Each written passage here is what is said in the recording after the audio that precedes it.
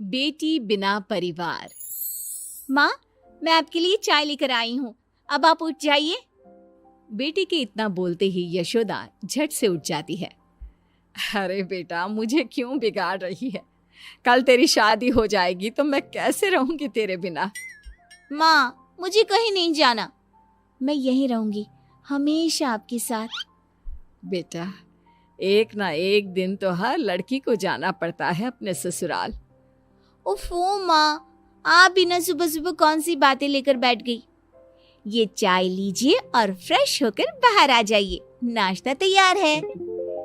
इतना बोलकर कंचन वहां से चली जाती है। कंचन की बढ़ती उम्र देख यशोदा को उसकी शादी के ख्याल आने लगते हैं, जिसके बाद वो कंचन के लिए लड़का ढूंढना शुरू करती है। कुछ दिन बाद। कंचन, कहाँ है तू? देख, मैं तेरे लिए चॉकलेट लाया हूँ। चॉकलेट देखकर कंचन खिलखिलाकर हंसने लगती है। इस पर कंचन के पिता उससे कहते हैं, कंचन बेटा, अब तेरी शादी होने वाली है, यह सब चॉकलेट खाने के शौक छोड़ दे बेटा। कंचन कुछ कहती उसके पहले उसका भाई राहुल बोल पड़ता है, पापा, इतनी भी क्या जल्दी है? अभी तो कंचन छोटी है। अरे इतनी भी छोटी नहीं है तेरी बहन। कंचन मुंह बनाते हुए वहां से चली जाती है और अपने रोजमर्रा के कामों में जुट जाती है। अगले दिन। कंचन बेटा, आज तू घर का कोई काम नहीं करेगी, जाकर तैयार हो जा, थोड़ी ही देर में तुझे लड़के वाले देखने आ रहे हैं। माँ प्लीज, मुझे कहीं नहीं जाना आप लोगों को छोड़कर। जाना तो पड़ेगा ना बेटा, दुनिया की यही रीत है, हर लड़की को एक ना एक दिन पराए घर जाना ही पड़ता है। चल अब जा, तैयार हो जा जल्दी से। माँ की बात मानकर कंचन तैयार होने चली जाती है, जिसके कुछ घंटे बाद लड़के वाले भी कंचन को देखने उसके घर पहुंच जाते हैं। दोनों ही परिवारों को रिश्ता मंजूर हो जाता है और एक सप्ताह बाद कंचन की श्लोक के साथ शादी हो जाती है। कंचन के जाने के बाद सभी को घर बहुत खाली खाली सा लगने लग जाता है। माँ, मुझे छोटी की बहुत याद आ रही है, वो होती तो अभी पूरे घर में इधर से उधर नाच रही होती। हाँ बेटा, तू सही कह रहा है, उसके बिना ये घर खाने को दौड़ रहा है, लेकिन हम कर भी क्या सकते हैं, एक ना एक दिन तो ये होना ही था। ऐसे ही 1 महीना बीत जाता है। अब यशोदा को घर का सारा काम अकेले ही करना पड़ता, जिसके कारण वो अक्सर बीमार रहने लगी। यशोदा, तुमसे कितनी बार कहा है, ज्यादा काम मत किया करो। लो, हो गई ना फिर से तुम्हारी तबीयत खराब। अब मैं घर का काम नहीं करूंगी तो और कौन करेगा? कंचन भी नहीं है, मेरी बेटी ने आज तक कभी मुझे कोई काम नहीं करने दिया, जिसके कारण अब मेरा शरीर काम का ज्यादा भार सहन ही नहीं कर पाता। क्यों ना हम राहुल की शादी करवा दें, बहू आएगी तो तुम्हारी भी थोड़ी बहुत मदद हो जाएगी। हाँ, ये अच्छा आइडिया है। घर वाले शादी की बात शुरू करते हैं और देखते ही देखते कुछ महीनों में राहुल की शादी अंजलि नाम की लड़की से हो जाती है और घर में आते ही अपने व्यवहार और स्वभाव से अंजलि सभी का दिल जीत लेती है। शादी के कुछ दिनों बाद। बहू, जरा चाय तो पिला दो, सुबह से चाय नहीं पी है। अंजलि अपने ससुर के लिए चाय बनाकर लाती है। लीजिए पापा जी, आज डिनर में क्या बनाना है? अरे बेटा, जो तेरी इच्छा है वो बना ले। थोड़ी देर बाद अंजलि सभी को खाने के लिए आवाज लगाती है। पापा जी, मम्मी जी, राहुल, खाना तैयार है। अंजलि की आवाज देते ही सभी लोग खाने के लिए आ जाते हैं। अरे वाह बहू, खाना तो बहुत स्वादिष्ट बना है, तुम्हारे हाथों में तो जादू है, जादू।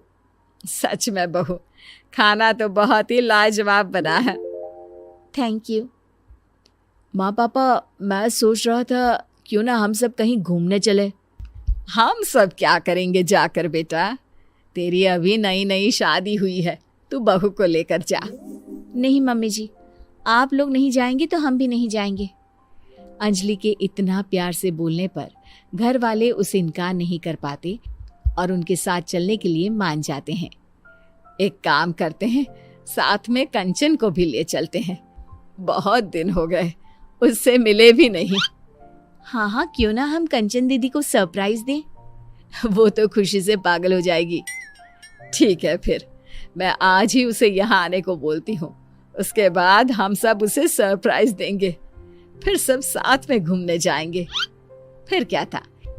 यशोदा तुरंत कंचन को फोन मिलाकर बैठ जाती है, जिसमें दोनों माँ बेटी की लंबी बातें चलने लगती है। और उसी में, तुझे पता है कंचन, तेरी भाभी बहुत अच्छी है।